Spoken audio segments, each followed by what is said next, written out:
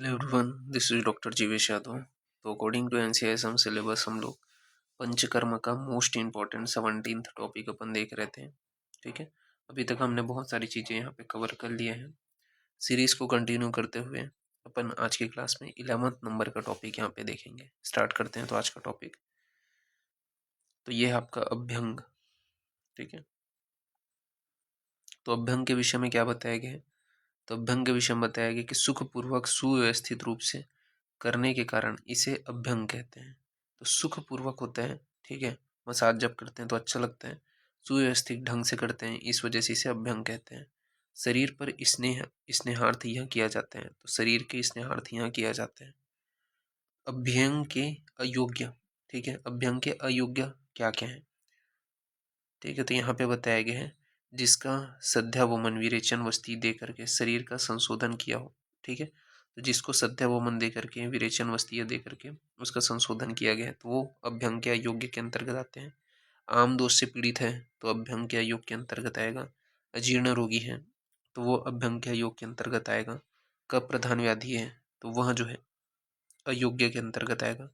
तरुण ज्वर है तब जो है वह अभ्यंग के अयोग्य के अंतर्गत आएगा। संतर्पणार्थ रोग से पीड़ित है जैसे कि प्रमेह और स्थूल रोगी है तो वह जो है अभ्यंग के अयोग्य के अंतर्गत आते हैं। तो जिसको सद्या वमन कराए हैं, आमदोष से पीड़ित है, अजीर्ण रोगी है, कफ प्रधान व्याधि है, तरुण ज्वर है, सब तर्पणोत रोग से पीड़ित है, ठीक है, जैसे प्रमेह और स्थूल रोग, तो ये सभी को क्या है अभ्यंग नहीं कराना चाहिए, ये यहाँ पे बताया गया है। स्वस्थ व्यक्ति में प्रतिदिन अभ्यंग कराया जा सकता है। तो जो स्वस्थ व्यक्ति है उसमें अपन रेगुलर बेसिस पे अभ्यंग करा सकते हैं। अभ्यंग दो प्रकार से कराई जा सकती है। एक होता है अनुलोम विधि जिसमें रोमकूप की दिशा में करते हैं, जिसे बाह्य अभ्यंग कहते हैं। एक है प्रतिलोम विधि जिसे उदावर्तन कहते हैं। ठीक है, इसके अलावा सभी मर्मों पर सर्कुलर मसाज करते हैं कम से कम 5 मिनट तक। तो जितने भी आपके मर्म हैं उसके ऊपर सर्कुलर मसाज करते हैं 5 मिनट तक, जैसे कि कुरपर, गुल्फ, जानु, अंश, नितंब आदि पर। तो कुरपर, गुल्फ, जानु, अंश, नितंब आदि पर अभ्यंग जो है वो सिर से पैर तक किया जाता है। तो अभ्यंग क्या है, सिर से पैर तक करते हैं। अभ्यंग की 7 अवस्थाएं होती हैं। तो कौन सी 7 अवस्थाएं वो अपन देख लेते हैं। तो 7 पोस्चर्स ऑफ अभ्यंग।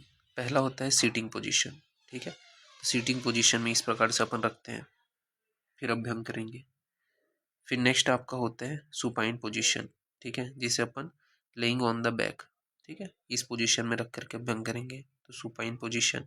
ठीक है, लेइंग ऑन द बैक। फिर नेक्स्ट है आपका सुपाइन हो गया। फिर नेक्स्ट है आपका लेफ्ट लेटरल पोजीशन। तो लेफ्ट लेटरल पोजीशन इस प्रकार से होता है। ठीक है, जिसमें उल्टा अपन सॉरी एक तरफ से अपन क्या है उसे सोने के लिए बोलेंगे या मुड़ने के लिए बोलेंगे। फिर है प्रोन पोजीशन। तो प्रोन पोजीशन क्या होता है, तो लेइंग ऑन द स्टमक। ठीक है, तो पेट के बाहर अपन उसे लेटा देते हैं, तो प्रोन पोजीशन उसे अपन बोलेंगे लेइंग ऑन द स्टमक। फिर नेक्स्ट है आपका राइट लेटरल पोजीशन। तो राइट लेटरल पोजीशन में इस प्रकार से अपन सोने के लिए बोलेंगे। ठीक है, फिर नेक्स्ट है सुपाइन पोजीशन, तो लेइंग ऑन द बैक। तो ये अपन देखे थे, फिर से उसे सुपाइन पोजीशन में लाएंगे, लेइंग ऑन द बैक। फिर नेक्स्ट है लास्ट है आपका सेटिंग पोजीशन, फिर से उसे सेटिंग पोजीशन में लाएंगे। तो ये आपको जो है ध्यान में रखना है, सीटिंग, सुपाइन, फिर left lateral, prone, right lateral, supine, sitting, ये जो है 7 जो है आपके स्टेप होते हैं अभ्यंग के। ठीक है, बाकी इसके और अलग अलग प्रकार होते हैं, पर प्रमुख रूप से आपको पोजीशन ही ध्यान में रखना है। ठीक है, तो ये एक छोटा सा पॉइंट है जो आपको ध्यान में रखना है अभ्यंग के लिए। बाकी इसके अलग अलग जो वो है, ठीक है, जो टाइप्स हैं वो आप थोड़ा सा बुक से आपको देखना पड़ेगा, क्योंकि मैं यहाँ पे प्लॉट नहीं कर पाया। ठीक है, और अगर अपन प्लॉट करेंगे तो थोड़ा सा बड़ा हो जाएगा।